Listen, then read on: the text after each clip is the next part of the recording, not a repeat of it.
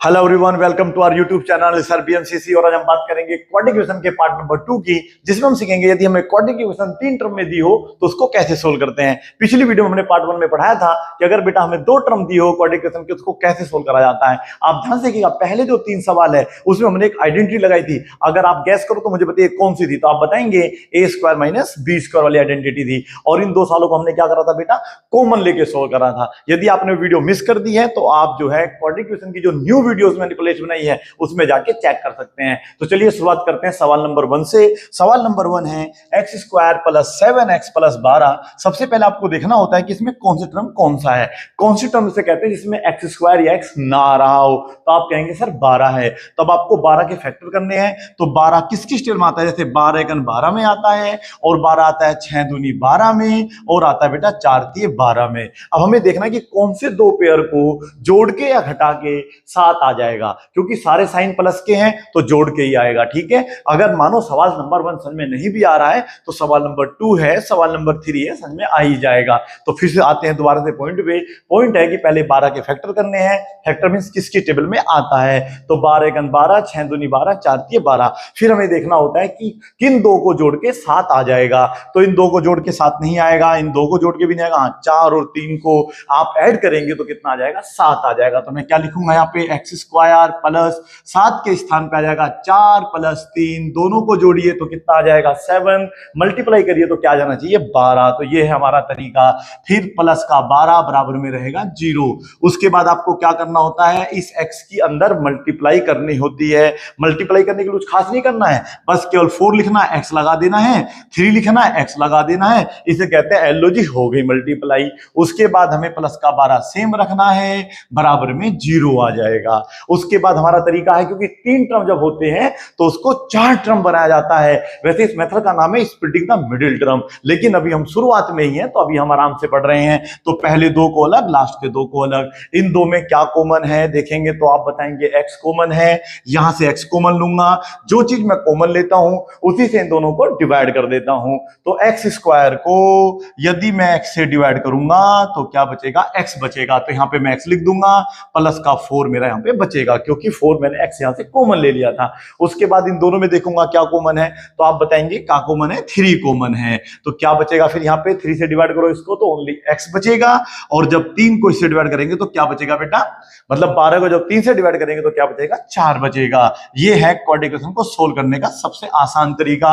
x+4 आप यहां पर रख लेंगे, क्योंकि दोनों कॉमन हो जाएंगे और ये दोनों सेम भी आने चाहिए। ठीक है, तो सवाल सी, अदरवाइज आपका गलत हो जाएगा। उसके बाद आप x+3 रखेंगे, बराबर में रखेंगे 0, इनको यहां से हटा देते हैं। तो ये जो हमारे आए ये बेटा फैक्टर निकल के आए हैं, इसको कहते हैं हमने क्वाड्रेटिक इक्वेशन के फैक्टर्स निकाल दे हैं। यदि क्लास 10th में आप इसके रूट निकालना चाहते हो तो इस तरीके से आपको करना पड़ता है। x+4 बराबर 0, x की वैल्यू कैसे हो जाएगी आपकी -4। उसके बाद हम लेंगे x+3 को, बराबर में क्या रखते हैं 0, और ये +3 उधर जाके हो जाएगा बेटा -3। तो इस तरीके से हम लोग क्वाड्रेटिक इक्वेशन को सोल्व करते हैं, जो कि सिंपल वाली क्वाड्रेटिक इक्वेशन है। आगे आगे देखो होता है क्या, इस वीडियो में नहीं, अगली वीडियो में, उससे अगली वीडियो में, तब समझ में आएगा आपको क्वाड्रेटिक होता क्या है। चलिएगा अगला सवाल करते हैं। बोल देना बेटा, आवाज आ जानी चाहिए मेरे पास। ऐसा बोलो कि मुझे आवाज आ जाए आपकी, क्या बोल रहे हो, बोलिए। सवाल नंबर 2 है x² plus 9x plus 18 is equal to 0।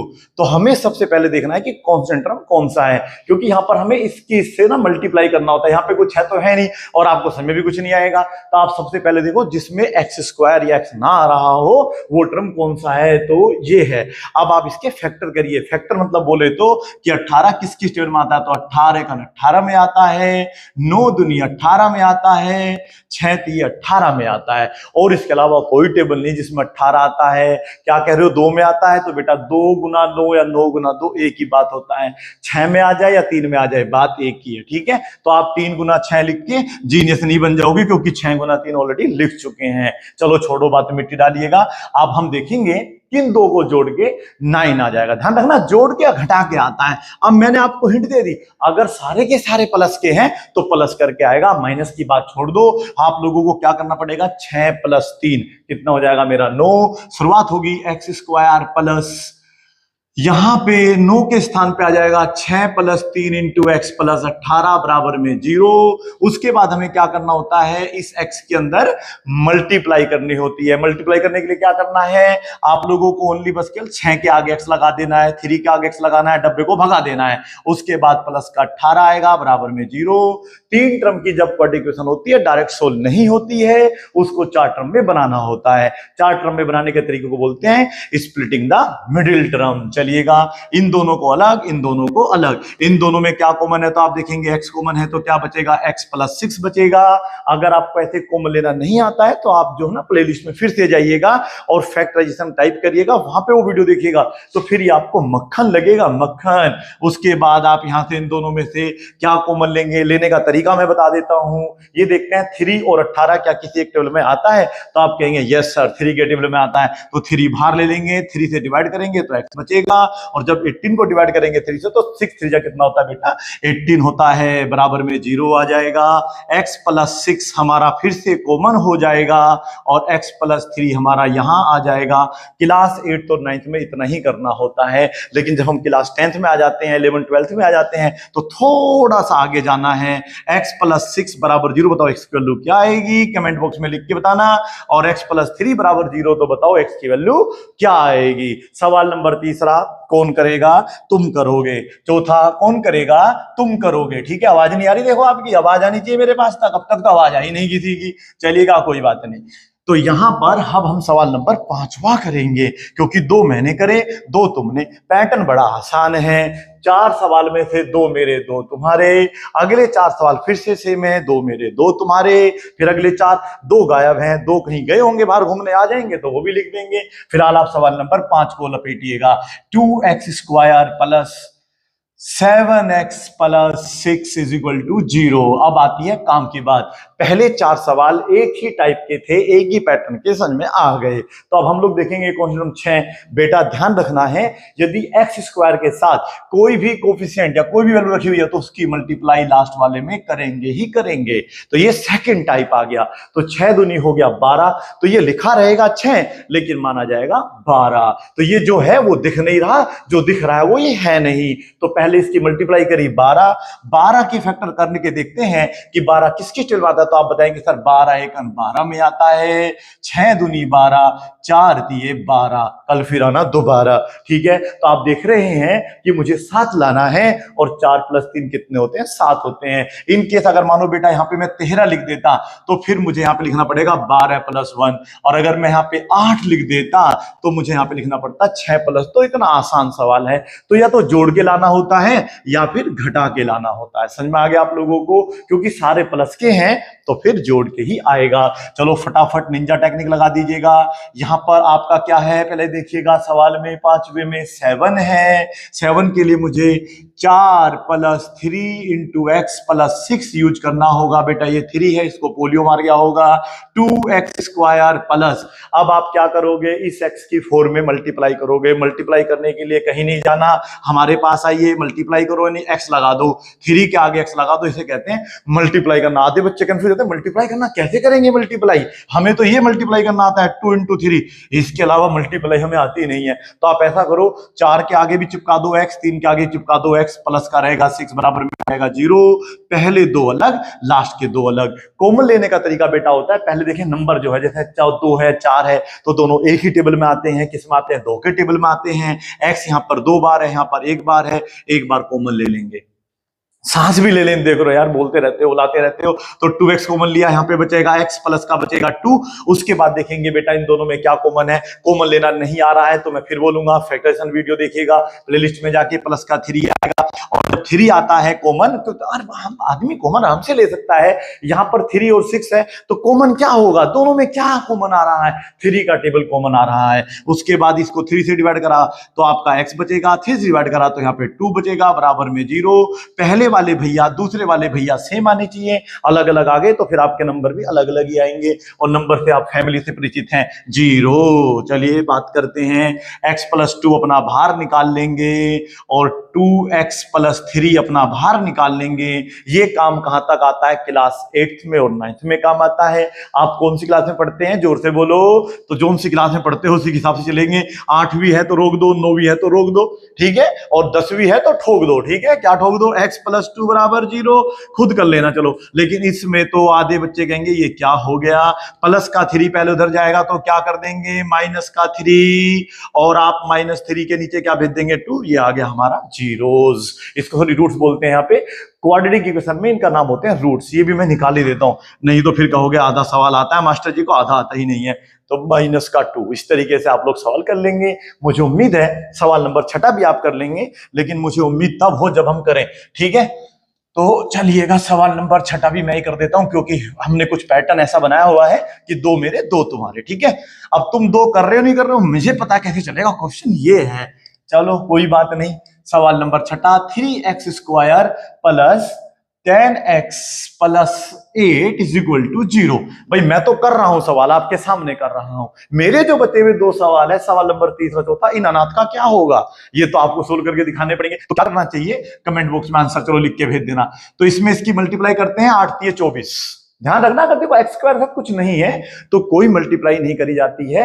8 के फैक्टर करने होते हैं जिससे कि 10 आ जाए, जो कि नहीं आ रहा होगा।